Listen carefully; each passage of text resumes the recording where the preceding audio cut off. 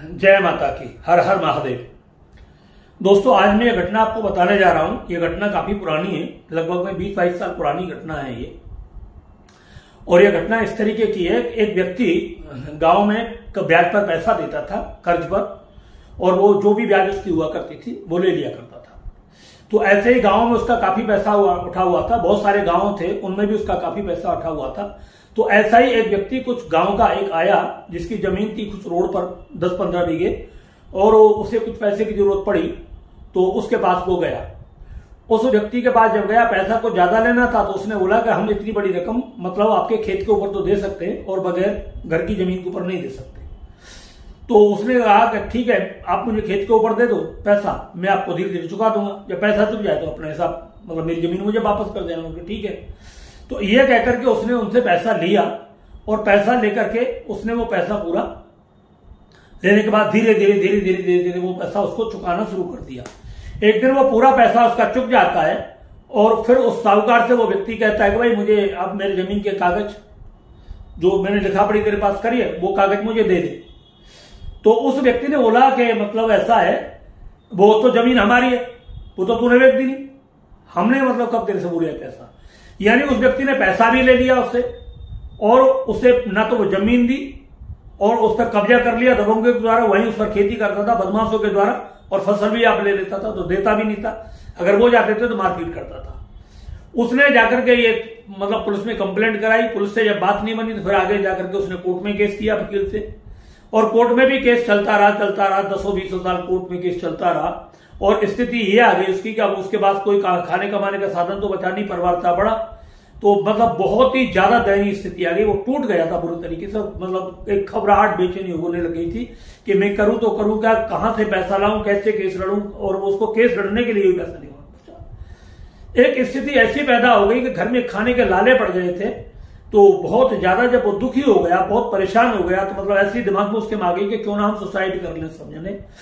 और एक कहावत है कि जब जिसकी लाठी उसकी भैंस, तो कोई किसी व्यक्ति से भी उसने गांव में कहा भाई मेरे साथ इस तरीके से इसने ऐसा किया है, तो भाई आप मेरी हेल्प करो, मतलब ये गलत आदमी है, इसके साथ छोड़ो, आप जाकर के मेरी गवाही दो। तो कोई भी उसके पक्ष में कोर्ट में गवाही देने को राजी नहीं था, बल्कि उसके खिलाफ और देने के लिए तैयार हो गए थे। तो दिन पर दिन ये स्थिति बहुत ज्यादा बिगड़ती चली जा रही थी। बच्चे शादी लायक होते हुए चले जा रहे थे। तो होता क्या था ऐसा कि गांव में कुछ साधु संत महात्मा भीख मांगने के लिए आते हैं, तो ऐसे ही एक रोजाना भिखारी आता था वहां पर भीख मांगने के लिए। तो कुछ ना कुछ उस घर में से मिलता था, कुछ ना कुछ मिलता था। उसमें जो लेडीज थी वो कुछ ना कुछ देती थी। एक दिन जब बाबा वहां पर गए और जाकर के खड़े होकर के उन्होंने कहा, तो कोई नहीं आया। काफी टाइम बाद वो आई लेडीज, और वो हाथ जोड़ करके उनके सामने आंखों में आंसू आगे बोले, बाबा आज तो कुछ देने को, मतलब वो देना तो दूर की बात, जब हमारे ही खाने के लिए कुछ नहीं है तो आपको क्या दें, बड़ी शर्मिंदगी महसूस हो रही है। और वो यो कह करके रोने लग गई वहां पर। जब वो रोने लगी तो बाबा को मन में मतलब बात आई, और एक चर्चा तो सुन बाबा ने भी ली थी। तो बाबा को भी ये पता लगा था कि मतलब ये आदमी ने इस तरीके से इसके साथ किया, वो बहुत कुछ गलत किया है। उसने बोला बेटा घबरा मत, धैर्य धर, मैं तुझे कोई उपाय बता रहा हूं, और जो तू बताऊं वो तू कर लेना, मगर मेरा नाम किसी को बताना मत, इस चीज का ध्यान रखना तू। बोले ठीक है बाबा, हम किसी को नहीं बताएंगे। तो बल्कि मैं कल आऊंगा तो मैं तुझे कोई चीज दूंगा, जैसे मैं तुझे बताऊं वैसे ही तू उसे कर लेना। बोले ठीक है। अब लेडीज के मन में वो बता गई, उसने अपने घर वाले पति को कोई बताया होगा उसने, तो थोड़ा खुश हुआ कि चलो कुछ ऐसा हो जाए तो अच्छी बात है। तो वो अगले दिन बाबा आया कुछ लिख करके कागज पर, और उन्होंने बोला एक तो तू एक आले में रख दे, चिपका दे किसी चीज से इसको, और दूसरा इस कागज को पीले कपड़े में गांठ बांध करके और अपने आदमी के सीधे हाथ पर बांध देना, और भगवान ने चाही, माता रानी ने चाही तो तेरा मतलब जो है ये मुकदमा तू जीत जाएगी, और बहुत अच्छी जीत होगी, और इस आदमी को सजा भी हो जाएगी। बस ये भी ध्यान रख लेना। और जो इसके साथ में गलत झूठी गवाही जो दे रहे हैं तेरे खिलाफ, उनको भी बहुत बड़ा दंड मिलना शुरू हो जाएगा। ऐसा विश्वास करके उसने बाबा ने उसको दिया, तो उसके मन में यह विश्वास बहुत तेजी के साथ बैठ गया। और उसने बताया कि जब भी कभी तू कोर्ट कचहरी की तारीख पर जाया करे, ये आदमी जो जिन्होंने तेरे जमीन दबा रखी है, तो जब भी जाया करे तो एक काम करना तुझे कि जब तू अपनी गाय भैंसों का गोबर तभी लेकर के निकलना जब ये कोर्ट कचहरी के लिए जाया करे, मतलब ये इनके सामने पड़ जाया करना, अगर तेरा मौका लग जाया करे तो, और नहीं लगे तो कोई बात ही नहीं। बोले ठीक है। ऐसा ही उसने किया। उसको धूप दीप दे करके मतलब जो है वो एक अपने आदमी के हाथ में बांध दिया, और एक थोड़ा सा आटा गीला करके मतलब जो पतला सा, और कागज के पीछे लगा करके उसने एक आले में लगा दिया और रख दिया। बाबा ने बताया था थोड़ी सी हल्दी और थोड़ा सा गुड़ मिक्स करके और थोड़ी गाय के उपले की आग जला करके इसको रोजाना आपको धूप देनी है, इस कागज को जो आले में लगा हुआ है। उसके मन में वो विचार पूरे तरीके से आ गए। सुबह शाम उसको धूप देना शुरू कर दिया। आदमी के पास वो कागज उसके हाथ में मान दिया। अब उसके धीरे धीरे उसका मानसिक हौसला बढ़ना शुरू हो गया आदमी का, उसकी मतलब पावर बढ़नी शुरू हुई धीरे धीरे। अब उसको ऐसा लगने लगा कि मेरी जमीन मुझे वापस आ जाएगी और अब मेरे साथ कोई पावर ऐसी लगती है। वो अपनी घरवाली को ऐसा बातें बताता था, मतलब भाई कुछ ऐसा लगता है, कुछ चमत्कार सा दिख रहा है, बाबा की शायद कृपा हमारे ऊपर हो रही है। विश्वास की शक्ति काम करने लगी उस व्यक्ति के अंदर और बहुत बड़ा विश्वास उसके पास आना शुरू हो गया। थोड़ा बहुत अंदर उसने लोगों से पैसा वैसा मांगा जो कभी नहीं देते थे लोग, उन्होंने उसकी थोड़ी बहुत मदद करी, आटे बाटे की या मतलब जो भी अनाज वगैरह जो उसने 1-2 बोरी लिया होगा परिवार के लिए उसमें से, तो थोड़ा बहुत बाबा को आटा मतलब जाना शुरू हो गया। अब क्या होता है, तारीख पड़ती है। तारीख पड़ती है तो वहां पर जो लोग गवाही देने के जाते हैं, ये सब भगवती की कृपा होती है। जो लोग गवाही देने के लिए जाते हैं वो उल्टी उसके खिलाफ गवाही देना शुरू कर देते हैं। कोर्ट पूछता है कि भाई इन्होंने इसके लिए जमीन रखी तो वो जमीन बेची है, तो वो गवाह कहते थे वहां पर जाकर बेची नहीं है जी, इसको गिरवी रखी थी, गिरवी रखने के बाद इसका पूरा पैसा भी इसे दे दिया और अब ये बेईमानी कर रहा है, इसको जमीन नहीं दे रहा। ये बात एक आध गवाह नहीं, जितने भी गवाह है सब पता नहीं कैसे सब बोलने लगे। कोर्ट से आने के बाद में मतलब उन्होंने उसको बहुत बुरे तरीके से फटकारा। तो मेरे पक्ष में गवाही देने के लिए आए थे और तुम इस तरीके से मतलब जो है वहां पर और गवाही देना तुमने गलत दे दी और ये बात है वो बात है। दोबारा फिर उसने और गवाह सेट करे। जो गवाह जाता वो हमेशा उसके खिलाफ गवाही देता, उसके पक्ष में देता। अब उसको समझ में नहीं आ रहा था कि आखिर करूं तो करूं क्या। एक दिन उसके दिमाग में आया क्यों ना इसे मरवा दिया जाए। उसने कुछ बदमाश बुलाए, उसने कुछ बदमाश मतलब बुलाने की कोशिश की, तो उसी रात उसको पैरालिसिस हो गया। वो पैरालिसिस से चला गया, ना तो उसकी आवाज निकल रही ना उसका कुछ, मतलब उसकी हालत खराब। घर में एक्सीडेंट होने शुरू हो गई, परेशानी पर परेशानी उसकी बढ़नी शुरू हो गई। अब उसे समझ में नहीं आ रहा था कि आखिर ये हो क्या रहा है। सब कुछ अच्छा चल रहा था और चलते चलते ये रास्ते बिगड़ने कैसे लगे मेरी कोई बात समझ में, उसकी बात कोई समझ में नहीं आई। तो वो बड़ा परेशान रहने लगा और जब सीधी सी बात है उसको लगने लगा कि भाई तो ये तो कुछ मामला पता ही नहीं लग रहा, हो क्या रहा है मेरे साथ में ये। और धीरे धीरे स्थिति यह बनी कि वो मतलब केस उसके फेवर में आना शुरू हो गया, जो व्यक्ति जिसकी जमीन उसने दाव रखी थी। तो अब वहां पर वो गए, उन्होंने बोला कि भाई ये सच बता, अगर तू सच बताएगा तो मैं इस पर तेरा वो करूंगा, नहीं मैं तुझे जेल में डाल दूंगा। तूने ऐसे कितने लोगों की जमीन पर कब्जा किया है जिन्होंने तुझे पैसा दिया है, तूने पैसा दिया और पैसा देने के बाद उन्होंने वापस भी कर दिया और जमीन के कागज तूने मतलब जो लिए और फिर उनकी रजिस्ट्री गलती झूठी करवा करके और तूने अपने पास रखी। ऐसे कितने केस है? तो ऐसे उसके पास मतलब जो है 10-15 केस ऐसे निकले कि जिन्होंने फर्जी रजिस्ट्री बनवा करके और वो सब लोग वो मतलब गए कोर्ट में, उनको बुलाया। कोर्ट में बुलाने के बाद में उनसे सबसे पूछी तो सबने बोला ये नंबर 1 का बेईमान आदमी है, चोर और बदमाश आदमी है। ये बदमाशों से बदमाशी करवाता है, हमारे घरों में डकैती डलवाता है, बहन बेटियों को उठवाने की कोशिश करता है ये, और इसने जो भी धन संपत्ति गांव में खेती क्यारी अर्जित की है वो सब नंबर 2 की है।